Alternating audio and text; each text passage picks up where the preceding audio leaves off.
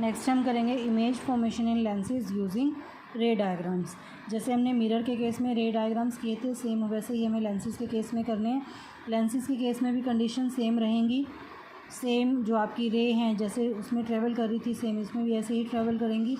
उसमें देखिए हमारे पास फर्स्ट क्या था कि कोई भी रे अगर प्रिंसिपल एक्सिस के पैरेलल ट्रैवल कर रही है तो वो कहाँ से पास करती है, फोकस में से पास करती है। और अगर कोई रे फोकस में से पास करती है तो वो कहाँ जाएगी, वो कहाँ से ट्रैवल करेगी, parallel to principal axis. Same वही रहेंगी आपकी कंडीशंस। थर्ड उसमें हमारी कंडीशन क्या थी कि जब भी कोई रे सेंटर ऑफ कर्वेचर में से पास करेगी वो अपने पाथ को रिट्रेस करेगी, वहीं से बैक हो जाएगी। और इस केस में भी क्या होता है कि अगर कोई रे ऑप्टिकल सेंटर से पास करेगी तो सेम वो उसी पाथ से क्या हो जाएगी, रिट्रेस हो जाएगी। और साइन कन्वेंशंस भी सेम रहेंगी। इन्हीं कंडीशंस को ध्यान में रखते हुए देखिए नेक्स्ट है हमारे पास कि रे डायग्राम्स बनते कैसे हैं। वही सेम कि जैसे मैं इसमें भी वही चीज़ें हमें करनी होती हैं।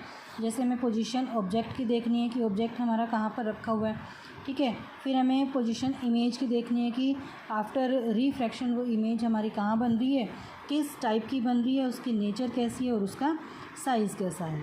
फर्स्ट देखिए, फर्स्ट है आपका कि अगर कोई ऑब्जेक्ट आपका इन्फिनिटी पे रखा हुआ है, इन्फिनिटी पे रखा हुआ है तो रेज़ हम कौन सी लेंगे, हम देखेंगे कि वो रेज़ कहाँ से आ रही हैं, पैरेलल टू प्रिंसिपल एक्सिस। जैसे ही वो प्रिंसिपल, फर्स्ट कंडीशन क्या कहती है कि अगर कोई रे प्रिंसिपल एक्सिस के पैरेलल आ रही है तो वो कहाँ से पास हो जाएंगी, फोकस में से पास हो जाएंगी। ये देखिए ये जितनी भी रे पैरेलल आ रही हैं वो क्या होंगी, इसके सेकेंडरी फोकस से पास हो जाएंगी। सेकेंडरी फोकस को हम किससे लिखते हैं, F2 से लिखते हैं। तो जहाँ पर भी वो रेज़ मिल रही हैं वहाँ पर क्या बनेगी, आपकी इमेज बनेगी। इस केस में देखिए इमेज है, इमेज कहाँ बन रही है आपकी, F2 पे बन रही है। F2 पे जैसे इमेज बनेगी तो आप चेक कर सकते हो कि वो इमेज कैसी है आपकी, पॉइंट साइज़, नेचर कैसी है उसकी, रियल है, इन्वर्टेड है और एक्सट्रीमली डिमिनिश्ड, यानी कि बिल्कुल पॉइंट साइज़। एक्सट्रीमली डिमिनिश्ड के लिए हम पॉइंट साइज़ वर्ड भी यूज़ कर सकते हैं। सेकंड है हमारा कि बिटवीन 2F1, 2F1 क्या था, ये सेंटर ऑफ कर्वेचर भी लिख सकते हैं, हमको इसको C1 से भी लिख सकते हैं, इसको 2F1 से भी लिखते हैं।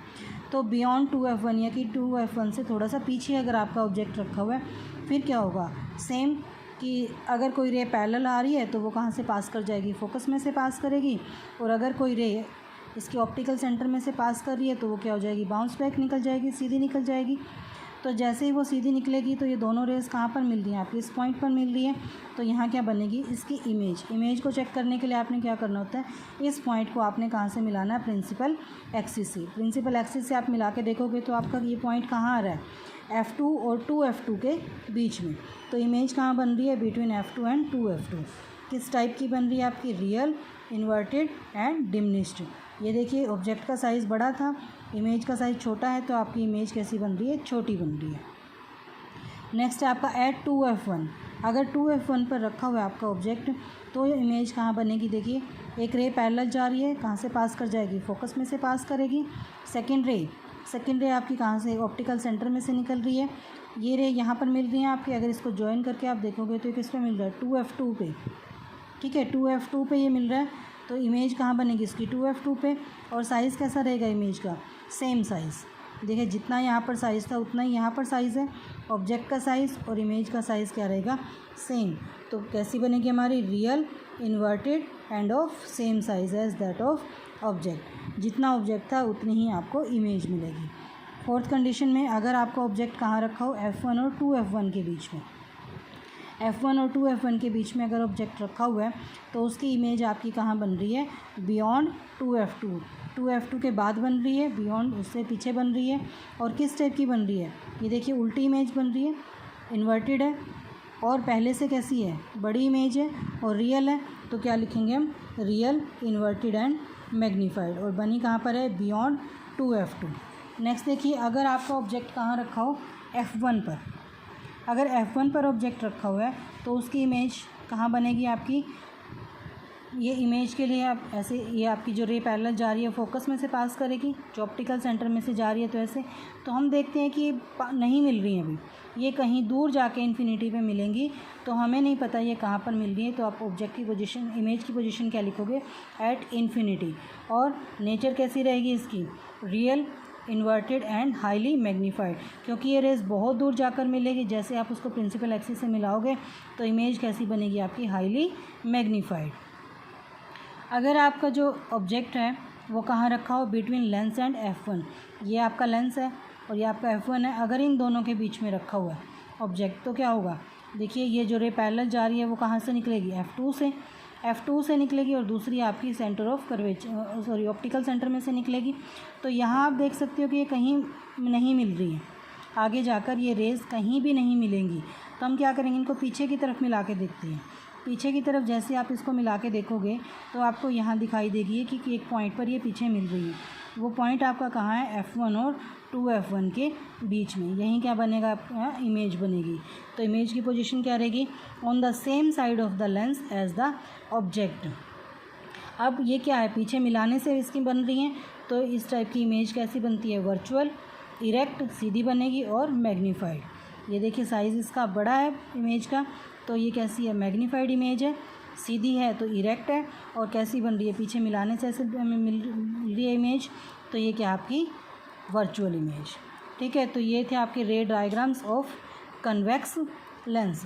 कनकेव लेंस के केस में क्या होता है, कनकेव लेंस के केस में, कनकेव क्या है, हमारा डाइवर्जिंग लेंस है। इस केस में क्या करेंगे, अगर कोई ऑब्जेक्ट आपका इन्फिनिटी पे रखा हुआ है, इन्फिनिटी पे रखा हुआ है, तो उसी तरह उसकी जो रेज़ हैं वो क्या करेंगी, पैरेलल आएंगी, और पैरेलल आ रही हैं तो इसके रिफ्रैक्टिंग सरफेस से टकराकर, तो वो क्या है, पीछे की तरफ अगर उनको मिला के देखोगे तो वो कहाँ मिल रही है, आपकी F1 पर मिल रही है। ठीक है, तो इमेज कहाँ बन रही है इसकी, at the focus on the same side of the lens of the object, और ये रियल नहीं मिल रही हैं, तो इसकी इमेज कैसी बनेगी, virtual, erect and highly diminished यानी कि पॉइंट साइज इमेज बनेगी उसकी। दूसरा, अगर एट फाइनाइट, किसी एक फाइनाइट डिस्टेंस पे रखा हुआ है, हम मान लेते हैं कि वो F1 और 2F1 के बीच में कहीं रखी हुई है, तो 2F1 और F1 के बीच में जो आपका ऑब्जेक्ट रखा हुआ है उसकी जो इमेज बनेगी कहाँ बनेगी आपकी, एक रे पैरेलल जा रही है, जैसे ही वो रे पैरेलल जा रही है तो वो फोकस में से पास करेगी, तो जब वो फोकस में से, और दूसरी रे आपकी ऑप्टिकल रे, तो जहाँ पर ये रेज़ मिल रही हैं ये यहाँ मिल रही हैं आपकी, कहाँ है ये आपका ऑप्टिकल सेंटर और फोकस के F1 के बीच में। ठीक है, तो यहाँ पर आपकी जो इमेज बनेगी वो उसकी पोजीशन क्या होगी, between focus and optical centre on the same side of the lens as object, और नेचर क्या रहेगी उसकी, वर्चुअल, इरेक्ट एंड डिमिनिश्ड, छोटी बन जाएगी इमेज पहले से, और उसकी जो इमेज बनेगी वो वर्चुअल बनेगी। ठीक है, तो ये आपके रे डायग्राम्स थे कनकेव लेंस और कन्वेक्स लेंस के लिए, जो आपके सिलेबस में है। नेक्स्ट है आपकी sign conventions for spherical lens. Same वही साइन कन्वेंशंस रहेंगी कि जो लेफ़्ट में होंगे, लेफ़्ट में जितने भी आपके आप लेंथ मेज़र करोगे वो सारी कैसी रहेंगी आपकी, नेगेटिव, और जो राइट में मेज़र करोगे वो रहेंगी आपकी पॉजिटिव। ऐसे ही प्रिंसिपल एक्सिस से ऊपर जितनी भी मेज़र करोगे आप वो कैसी रहेंगी आपकी पॉजिटिव, और प्रिंसिपल एक्सिस से नीचे की तरफ मेज़र करोगे तो वो नेगेटिव। ठीक है, तो नेक्स्ट है आपका लेंस फार्मूला। मिरर फार्मूला क्या था, 1/v + 1/u = 1/f। इसके केस में, लेंस फार्मूला के केस में क्या होता है, यहाँ पर कौन सा साइन आएगा आपका, नेगेटिव साइन। ये ध्यान रखना, इन दोनों में ये डिफरेंस होता है। मिरर के केस में यहाँ पे प्लस का साइन था, और लेंस फार्मूला के केस में यहाँ क्या होता है, नेगेटिव साइन होता है।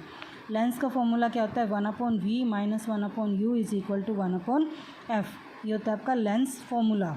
ठीक है, इसमें v क्या है, डिस्टेंस ऑफ इमेज, u क्या है, डिस्टेंस ऑफ ऑब्जेक्ट, और f क्या है आपका फोकल लेंथ। मैग्नीफिकेशन कैसे करेंगे इसकी, the ratio of the height of image hi, height of image hi and height of object ho। Ratio किसकी, height of image divided by height of object. इन दोनों को डिवाइड करेंगे तो हमारे पास किसकी वैल्यू आ जाएगी, स्मॉल m, जो क्या होती है हमारी मैग्नीफिकेशन ऑफ लेंस। और अगर हम इसको डिस्टेंसेस के केस में देखें तो ये इसका फॉर्मूला क्या होता है, m = v divided by u। ठीक है, ये लेंस के केस में v डिवाइडेड बाय u, और मिरर के केस में क्या होता है, m = -v divided by u। इन दोनों में आपने डिफरेंस है जो ये याद रखना है हमेशा। Magnification is positive when image formed is virtual, and linear magnification is negative when image is real. ये कंडीशंस हैं, ये कंडीशंस याद करनी पड़ेंगी आपको, कि अगर आपकी इमेज वर्चुअल बन रही है तो आपकी मैग्नीफिकेशन हमेशा पॉजिटिव आएगी, और अगर आपकी इमेज रियल बन रही है तो मैग्नीफिकेशन क्या होगी, हमेशा नेगेटिव होगी। लास्ट टॉपिक है इसका पावर ऑफ अ लेंस। किसी भी लेंस की पावर को निकालने के लिए हमारे पास एक फॉर्मूला होता है P = 1/f। पहले डेफिनेशन देखिए, the ability of a lens to converge or diverge light rays is called power of lens. किसी भी लेंस के अंदर कितनी कैपेबिलिटी है कि वो लाइट की जो रेज उसके अंदर आ रही है उसको कितना कन्वर्ज या डाइवर्स कर सकता है, ठीक है, किस लिमिट तक उसको कन्वर्ज या डाइवर्स कर सकता है, वो एबिलिटी क्या होती है उसकी, पावर ऑफ लेंस। ठीक है, पावर ऑफ लेंस को हम कैपिटल P से डिनोट करते हैं। Also it is defined as the reciprocal of focal length. ये इसको हम कैसे कह सकते हैं कि it is also reciprocal of focal length, यानी कि 1/f। जो यहाँ पे ये फोकल लेंथ हम ले रहे हैं वो किस में होनी चाहिए, आपके मीटर में, ठीक है। और पावर की जो यूनिट होती है, पावर की यूनिट होती है आपने हमारे डायोप्टर, इसको कैपिटल D से डिनोट करते हैं, डायोप्टर। और 1 डायोप्टर की वैल्यू होती है अपनी 1 ये मीटर -1 क्या डिनोट कर रहा है कि ये क्या है इसका रेसिप्रोकल, ठीक है। If f is expressed in metre then power is expressed in dioptre. तो अगर आपकी जो लेंस की जो फोकल लेंथ है आपको सेंटीमीटर में गिवन होगी, तब पावर क्या होगी, 100 डिवाइडेड बाय f। f यहाँ पे कौन सा, जो अगर आपकी जो लेंथ है वो किस में गिवन है, सेंटीमीटर में गिवन है, तो आपने ये फॉर्मूला यूज़ करना है, और अगर मीटर में गिवन है तो ये फॉर्मूला यूज़ करना है। तो इस तरह से आप किसी भी लेंस की पावर निकाल सकते हो। और कनकेव लेंस के केस में जो पावर होती है फोकल लेंथ की वो क्या रहेगी, हमेशा नेगेटिव, और कन्वेक्स लेंस के केस में जो पावर होती है वो क्या रहेगी, इसकी पॉजिटिव, ठीक है। और अगर हमें 2 या 2 से ज़्यादा लेंस अगर कंबाइन कर रखे हैं तो उस केस में पावर ऑफ कैसे निकालेंगे, उनकी कॉम्बिनेशन की पावर निकालने के लिए आपने क्या करना है, सबकी पावर को हम ऐड कर देंगे। अगर पावर हम कॉम्बिनेशन की पावर को हम P से डिनोट कर रहे हैं और ये अलग अलग है, जितने भी लेंस है सबकी पावर को अगर हम ऐड कर देंगे तो हमारे पास क्या आ जाएगी, lens of power of combination. और इसकी जगह हम फॉर्मूला अगर हमारे पास फोकल लेंथ गिवन होगी तो हम क्या करेंगे, 1/f। f किसकी है, कॉम्बिनेशन की पावर, कि कंबाइंड होने के बाद उनकी फोकल लेंथ कितनी है। और दूसरा ये क्या आपकी 1/f1 + 1/f2, ये फोकल लेंथ किसकी, फर्स्ट लेंस की, सेकंड लेंस की, जितने भी लेंसेज हैं सो ऑन उनको ऐड करते जाना है। और इसी तरह मैग्नीफिकेशन के लिए क्या करना है, हम सभी जितने भी लेंस आपने लिए हैं उन सब की मैग्नीफिकेशन को क्या कर देंगे, आपस में मल्टीप्लाई, तो हमारे पास किसकी मैग्नीफिकेशन आ जाएगी, जो पूरे कॉम्बिनेशन की क्या होगी, मैग्नीफिकेशन। तो इस तरह आप किसी भी लेंस की पावर भी निकाल सकते हो। Thank you.